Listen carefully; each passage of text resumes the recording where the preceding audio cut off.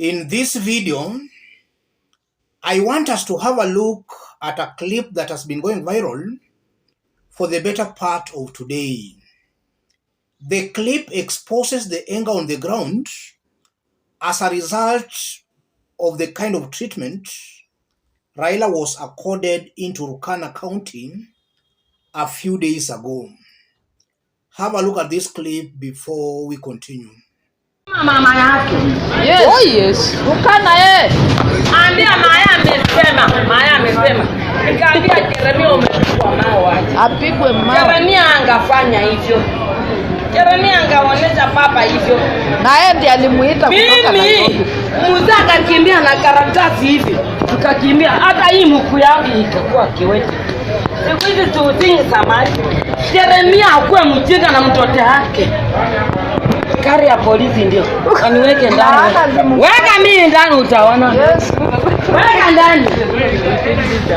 Jeremia amesahau papa alikimbia na Jeremia hivi. Akamleta mpaka hivi. Akamwambia foto. Jeremia amesahau papa. Itakupiga wewe.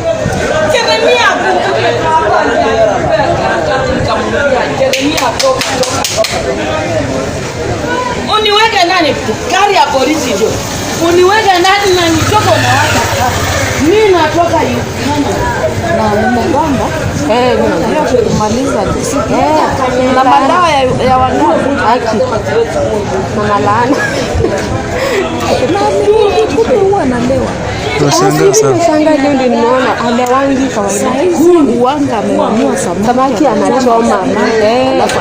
Anakaa pale. Sisi najua mpaka nimeshangaa leo. Hata kama amekosa leo samaki. Hata mnipige sasa.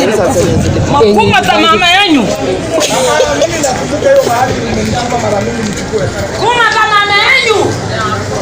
Jeremia aenda aombe papa msamaha. Akidi nimemchoma. Karatasi ilikuwa imeficha wapi? Kwa nanoko huko nyuma. Hii miguu imefura. Jeremia amekumbuka. Kunde kwa mayo wewe. Kunde kwa mayo kumbeza mkumrefu. Polisi hakuna para atakupeleka. Polisi anasema inakula. Anasema. Polisi anasema pale. Rudi naye ajifanye aokopi watu. Rudi aokopi. Before we dig deep into that clip, I want us to have a look on how Turkana voted in last year's election. Presidential votes, Raila had 96,117. That's about 65% of the total votes cast. Ruto had 46,693, about 33-34%. So you are seeing clearly that Turkana County is predominantly a Raila Odinga stronghold. Now let's have a look at the elected leaders. Turkana County has got 6 constituencies. Out of these 6 constituencies, ODM won 2, Jubilee 1, Oda won 3. And we can attribute that to the fact that there were very many strong candidates who contested through Azimio affiliate parties, and they ended up dividing their votes, giving an advantage to Oda, because Kenya Kwanza was predominantly Oda. So you are seeing there was that tie, 50-50. 3 MPs for Azimio, 3 for Kenya Kwanza. The governor was elected through ODM, the one who is alleged to might have planned the attacks on Raila Odinga a few days ago. The senator is Jubilee Azimio. Women rep is UDA. Still you can see somehow a tie. I want us to dig deep into this, basing our arguments on that clip we have just watched. In case you are watching us but you have not yet subscribed, subscribe, give this video a like. Let's proceed. From that clip and looking at how Turkana County voted, it's very clear that the elected leaders and the people are reading from two different pages. And that only means one thing. Come the next election, these leaders will find the ground very hostile. They'll find the ground very hostile. And then secondly, you are seeing clearly that a whooping majority of Turkana residents gave Raila Odinga their votes. And when it came now to elected leaders, you are seeing it's somehow a 50-50. As much as Azimio might have made a blunder in fielding very many candidates to contest for those seats, it should equally be a lesson to the ground, or rather to Kenyans, that if you hate a particular politician, in this case we had William Ruto and Raila Odinga, if you believe strongly that William Ruto cannot represent your interest very well, don't deny him the presidential vote and then you vote for his foot soldiers. It will be a zero-sum kind of a game, because these foot soldiers will actually just be driving the policies of William Samoei Ruto. And we saw that when Parliament was voting for 2023 finance bill, where all leaders supporting William Ruto passed that bill. They overwhelmingly voted for that bill, irrespective of the fact that the ground was clearly against that bill. These leaders supporting William Ruto, they endorsed that bill. So if you feel William Ruto, or you feel a presidential candidate cannot represent your interest very well, don't give that leader foot soldiers, because these foot soldiers will just be helping that leader. I believe that should be the lesson.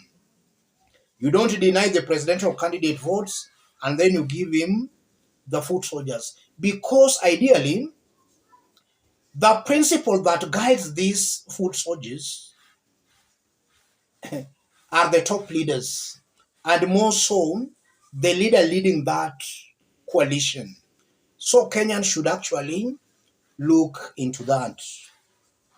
And again, from all that, I'm seeing clearly that going into the future, the Azimio wing or the Azimio brigade should be very, very careful when fielding their candidates. And they should do it early enough to avoid splitting their votes. And also when they're giving somebody their ticket, they must first of all make sure that that person they're giving the ticket is the right candidate. You don't give somebody the party's ticket, and then after an election, the person actually makes a U-turn. And already we also saw that with a leader from Vihiga County who confessed that he stood on an ODM party ticket. He was voted for, but his vote, his presidential vote, he gave William Samoei Ruto. So the party should also be very, very careful not to elect, or rather not to sponsor candidates who are not actually with them. That should also be a lesson. As I conclude, it's coming out very clearly to me that William Ruto is not interested in democracy. And when I talk about democracy, I strongly believe that the majority should have their way and the minority should have their say. William Ruto is not interested in the so-called minority having their say. Because if you look at what is happening, it's as if William Ruto and the Kenya Kwanza government, they have agreed to a policy that the opposition should not be heard anywhere. Raila was blocked in Turkana. Raila and his team were blocked in Mavoko, and weeks ago we saw Raila Odinga being blocked from entering Narok town. So it's coming out clearly to me that Ruto has a policy now that the opposition should not be harmed. And just as I've been saying in my videos, Kenyans should reject that early enough before such a dictatorship entrenches its roots in the country. Let me stop it there for now, ladies and gentlemen. For those who are watching us but you have not yet subscribed, subscribe, give this video a like. And to our fans and subscribers here, I'm very much humbled, very grateful for the kind of support you are giving me here. God bless you. God bless Kenya. Let's meet in our next analysis. Thank you.